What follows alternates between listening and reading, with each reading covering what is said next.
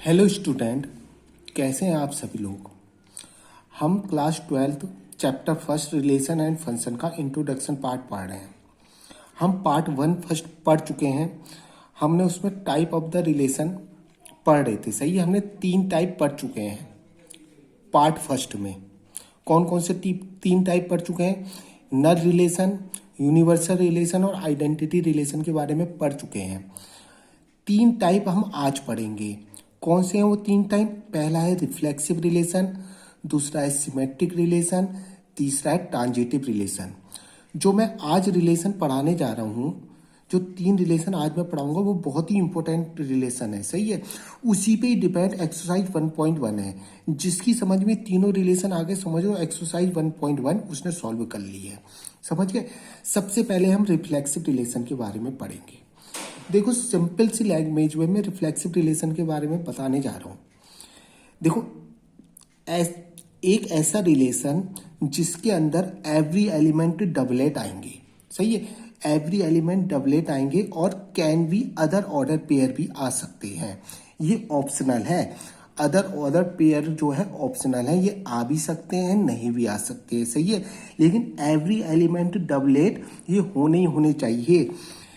ऐसा रिलेशन जिसके अंदर ऐसे एलिमेंट हो जिसमें एवरी एलिमेंट डबलेट हो, एवरी एलिमेंट डबलेट हो, प्लस ये जो ऑप्शनल है वो लिख रहा हूं हम, can be other order pair. सही है।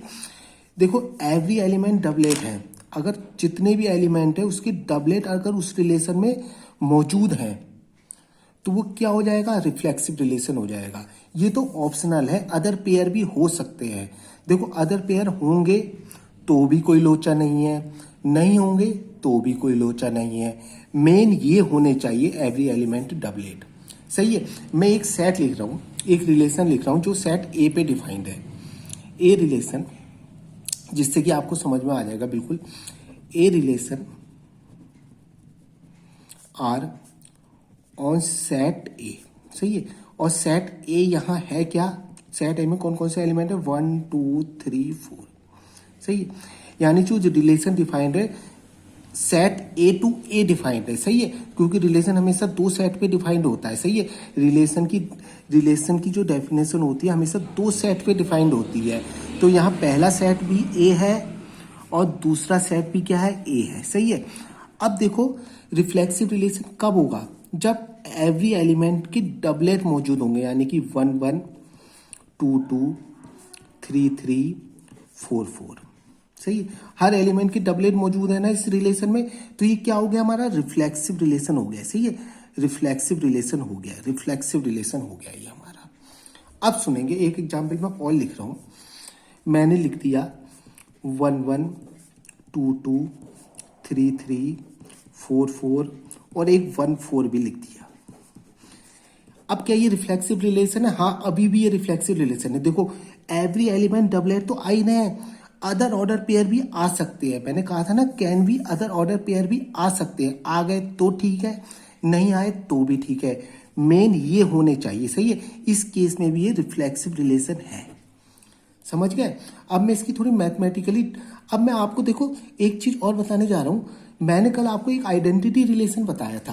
अब आप कहोगे सर, आइडेंटिटी रिलेशन में भी आपने यही बताया था कि एवरी एलिमेंट डबलेट, बट दोनों में डिफरेंस क्या है? देखो, डिफरेंस दोनों में कुछ नहीं है, एक जरा सा डिफरेंस है। मैं ये बताने जा रहा हूं, उसमें जो है ये नहीं, जो आइडेंटिटी रिलेशन है उसमें बस एवरी एलिमेंट डबलेट आएंगे। समझ गए, उसमें ये चीज नहीं आएगी। ये जो आइडेंटिटी रिलेशन मैंने कल बताया था आपको, पार्ट फर्स्ट में बताया था, उसमें क्या होता है? सिर्फ एवरी एलिमेंट डबलेट होते हैं। जैसे कि मैंने ये लिखा, देखो मैं दोबारा से लिख रहा हूं। मैं एक रिलेशन लिखने जा रहा हूं 1 1 2 2 3 3 4 4। देखो, इसमें हर एलिमेंट की डबलेट है ना, तो ये रिफ्लेक्सिव है या आइडेंटिटी है? देखो, ये रिफ्लेक्सिव भी है और आइडेंटिटी भी है, क्योंकि दोनों की डेफिनेशन सेम है, एवरी एलिमेंट डबलेट होंगे। सही। अब मैं एक और लिखने जा रहा हूं। देखो, रिलेशन 1 1 2 2 3 3 4 4 1 4। अब ये बताओ ये क्या है, ये रिफ्लेक्सिव है या आइडेंटिटी है? देखो ये रिफ्लेक्सिव तो है क्योंकि इसमें अदर ऑर्डर पेयर भी आ सकते हैं, इसलिए रिफ्लेक्सिव तो है, बट आइडेंटिटी ये नहीं है क्योंकि आइडेंटिटी में सिर्फ ये आएंगे, ये तो होने का कोई सवाल ही पैदा नहीं होता आइडेंटिटी में। दोनों में बस इतना डिफरेंस है, सही है। जो रिफ्लेक्सिव है उसमें अदर ऑर्डर पेयर हो सकते हैं, हो भी सकते हैं, नहीं भी हो सकते हैं। अगर है अदर ऑर्डर पेयर है तो उस केस में वो रिफ्लेक्सिव होगा, आइडेंटिटी नहीं होगा क्योंकि आइडेंटिटी में सिर्फ डबलेट आते हैं, अदर ऑर्डर पेयर तो होने का कोई सवाल ही नहीं होता। इसलिए ये केस खाली रिफ्लेक्सिव का है। मैं आपको पहले ही समझा चुका हूं कि रिफ्लेक्सिव में अदर ऑर्डर पेयर आ सकते हैं बट आइडेंटिटी में नहीं आएंगे, समझ गए। इसलिए देखो अब आपको दोनों में डिफरेंस समझ में आ गया होगा, सही है। जो आइडेंटिटी एलिमेंट होता है, जो आइडेंटिटी एलिमेंट होता है वो रिफ्लेक्सिव जरूर होगा, समझ गए।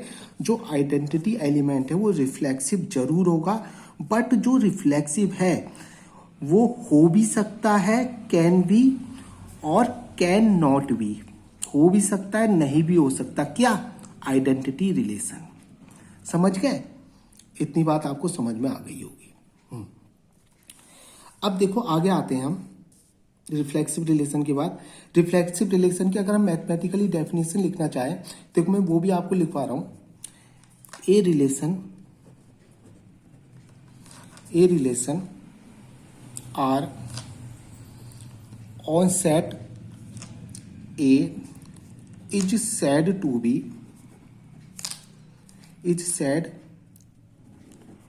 to be reflexive relation if, सही है, if a belongs to R, for all a belongs to R। कहने का मतलब a belong to set a belong to set है। कहने का मतलब यह है ए सेट में जितने भी एलिमेंट है उनके डबलेट जो है वो रिलेशन में होने चाहिए। यही तो कह रहा है, यही तो होता है रिफ्लेक्सिव एलिमेंट। ए सेट ये है, ए सेट में जितने भी एलिमेंट हैं, फॉर ऑल जितने भी एलिमेंट हैं, स्मॉल ए से किसको रिप्रेजेंट करते हैं? एलिमेंट को। कैपिटल ए से किसको रिप्रेजेंट करते हैं? सेट को, सही है। ए सेट में जितने भी एलिमेंट हैं उनके डबलेट जो है रिलेशन में होने चाहिए। यही क्या होता है? Reflexive relation. और सिंपल लैंग्वेज में मैं आपको ऊपर बता चुका हूं।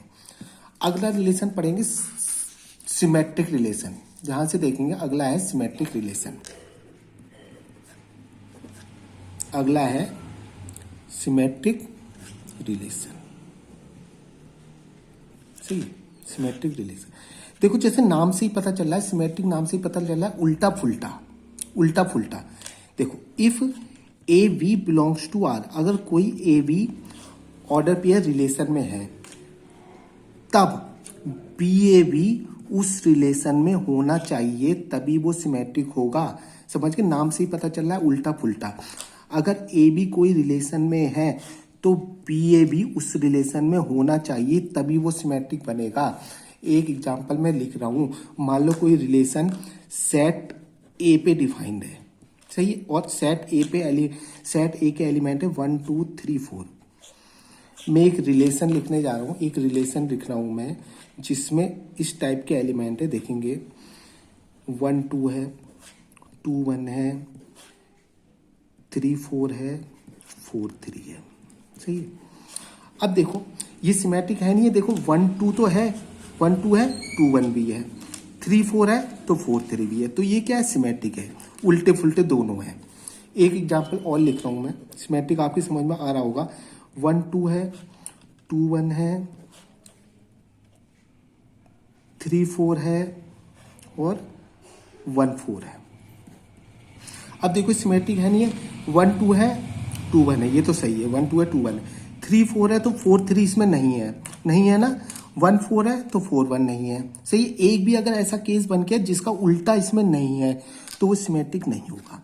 समझ गए होंगे, उस सिमेट्रिक का मतलब उल्टा फुल्टा, सही। ये सिमेट्रिक रिलेशन के बारे में आप समझ गए होंगे। आगे देखेंगे, तीसरा है ट्रांजिटिव रिलेशन। बहुत ही इंपॉर्टेंट रिलेशन है ट्रांजिटिव रिलेशन। मैं बताने जा रहा हूं आपको ट्रांजिटिव रिलेशन। सही है, ये थोड़ा अच्छी तरह समझेंगे। ट्रांजिटिव वाला थोड़ा सा हार्ड है, जरा ध्यान से सुनेंगे। तीसरा होता है हमारा ट्रांजिटिव रिलेशन। समझ गए, तीसरा है हमारा ट्रांजिटिव रिलेशन। देखो तीसरा रिलेशन जो है हमारा ट्रांजिटिव रिलेशन है। ध्यान से देखेंगे ट्रांजिटिव रिलेशन होता क्या है। देखेंगे इफ, देखेंगे transitive relation, if A B belongs to R. सही है, अगर कोई ए बी ऑर्डर पेयर किसी रिलेशन में है एंड बी सी भी उस रिलेशन में है, तो ए सी भी उस रिलेशन में होना चाहिए। ए सी भी उस रिलेशन में है, होगा, तभी क्या होगा, वो ट्रांजिटिव होगा।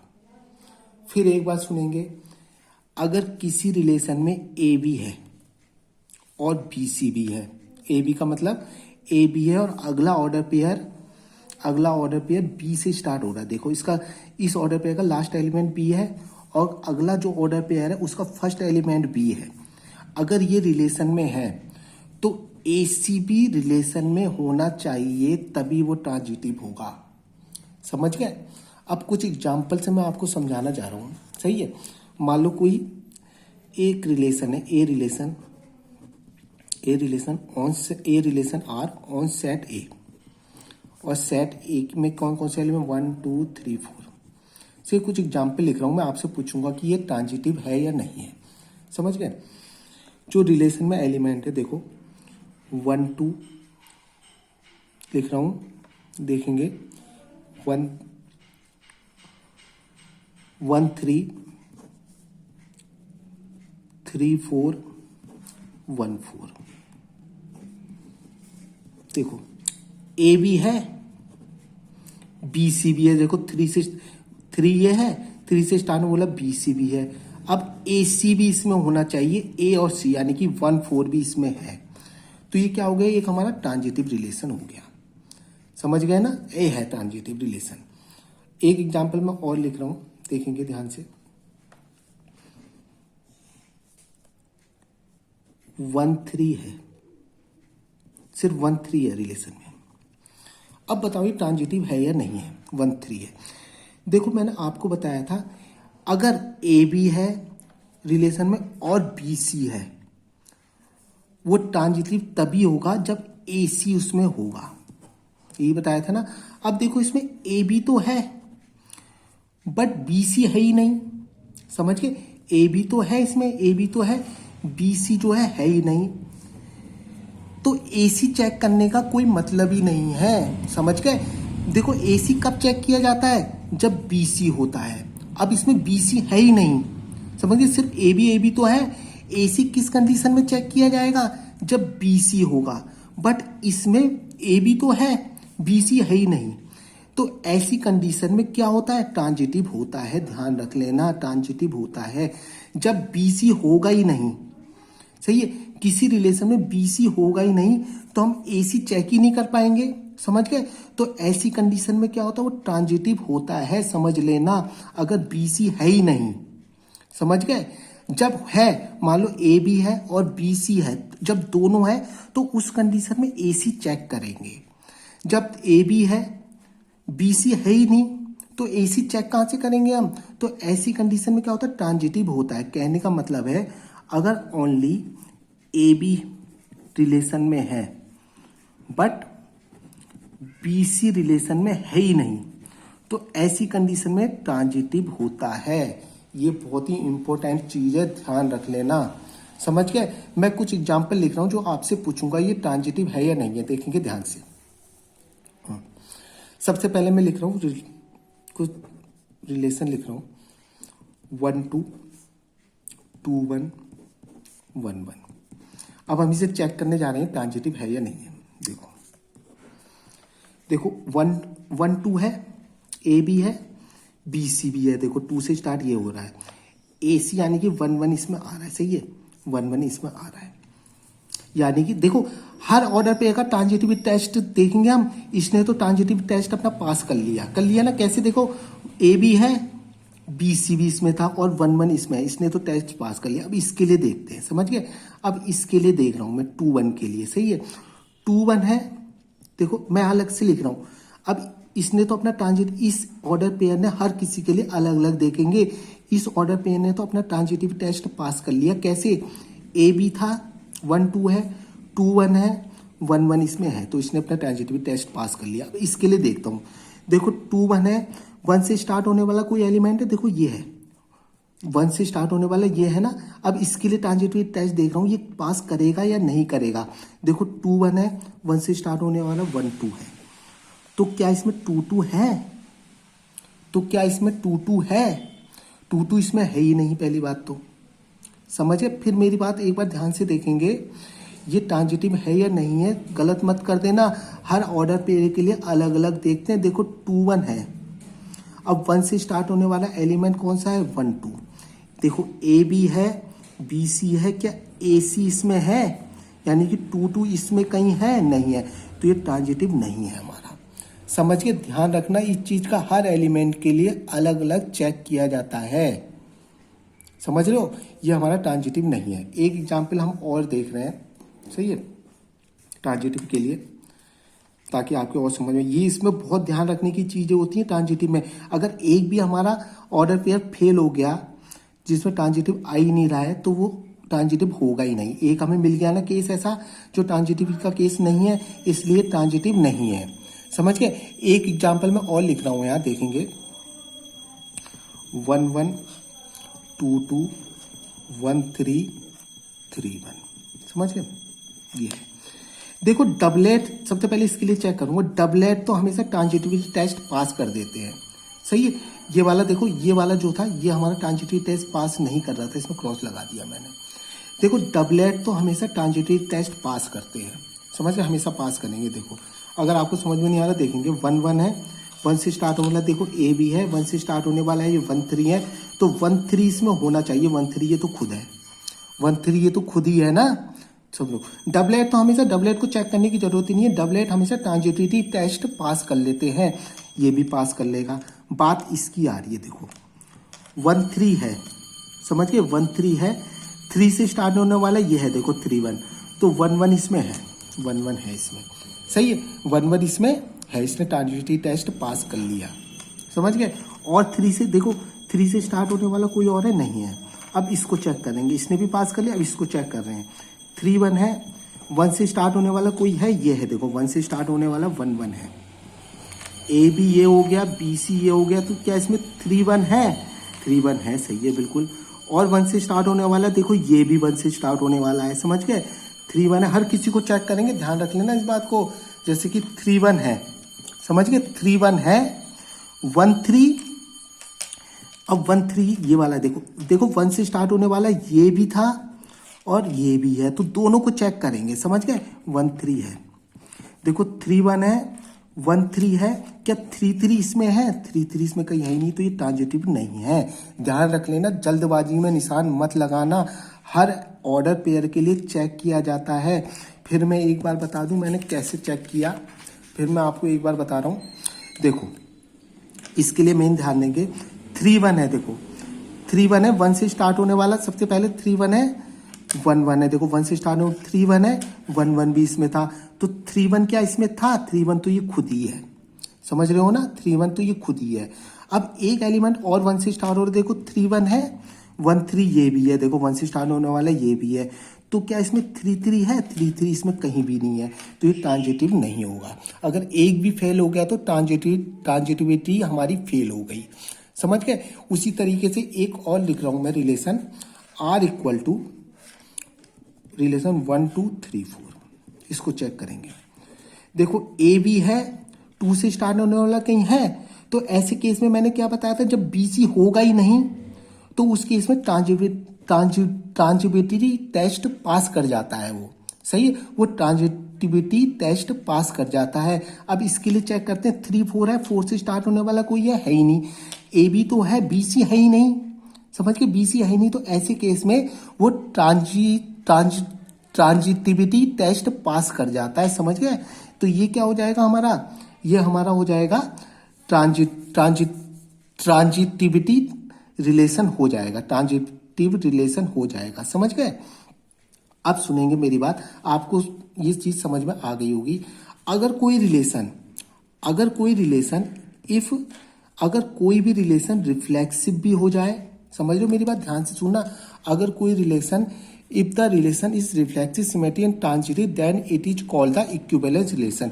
अगर कोई रिलेशन रिफ्लेक्सिव भी हो जाए, सिमेट्रिक भी हो जाए, ट्रांजिटिव भी हो जाए, तो उस रिलेशन को हम क्या कहते हैं, उसको बोलते हैं इक्विवेलेंस रिलेशन। इक्विवेलेंस रिलेशन, समझ गए। अगर कोई रिलेशन रिफ्लेक्सिव भी हो रहा है, सिमेट्रिक भी हो रहा है और ट्रांजिटिव भी हो रहा है, तो उस ऐसे रिलेशन के क्या बोलेंगे, इक्विवेलेंस रिलेशन, समझ गए। आपकी समझ में तीनों आए होंगे, रिफ्लेक्सिव, सिमेट्रिक और ट्रांजिटिव, सही है। आगे हम एक्सरसाइज 1.1 करेंगे, बहुत ही इजी एक्सरसाइज है, अगर जिसकी समझ में ये आ गया। थैंक यू बेटे। अगर आपको ये वीडियो समझ में आई हो तो लाइक, शेयर और सब्सक्राइब करना ना भूलें बेटे।